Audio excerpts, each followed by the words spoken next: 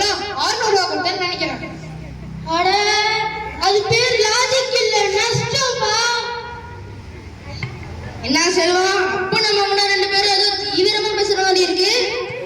ஒன்னும் குமார் அண்ணா, வாங்க, உங்களுக்கு என்ன வேணும்?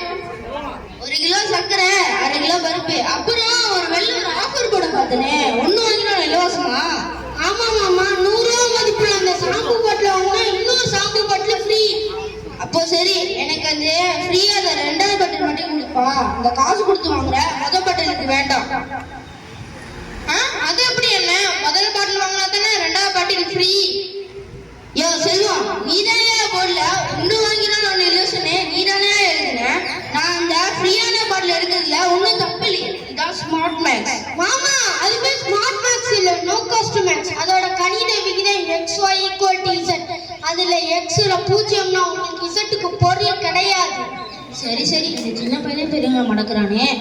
செல்வம், போன வாரம் அவங்ககிட்ட 2000 வாங்கினல, அது இந்த அப்படி என்னென்ன 500 ரூபா தரீங்க, பாக்கி 1500 ரூபா எங்கண்ண?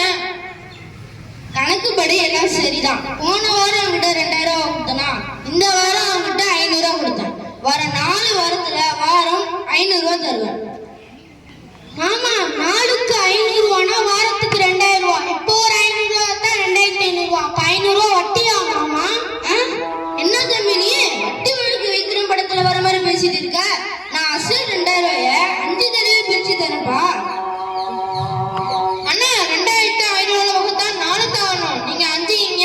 உங்க ஸ்மார்ட் மேக்ஸ்னால என்னோட கடையை திவாலிடம் போலயே. நீங்க பாருங்க, எழுதி காட்டுறேன் பாருங்க.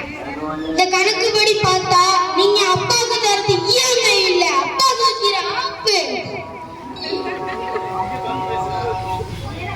தம்பி, உங்ககிட்டனா அந்த கணக்குல ஜெயிக்க முடியாதுப்பா. இந்தாங்க பிடிங்க உங்க 2000 ரூபாவை. எனக்கு சர்க்கரையும் பருப்பையும் தாங்கப்பா. கணிதம் வாழ்விற்கு முக்கியம்.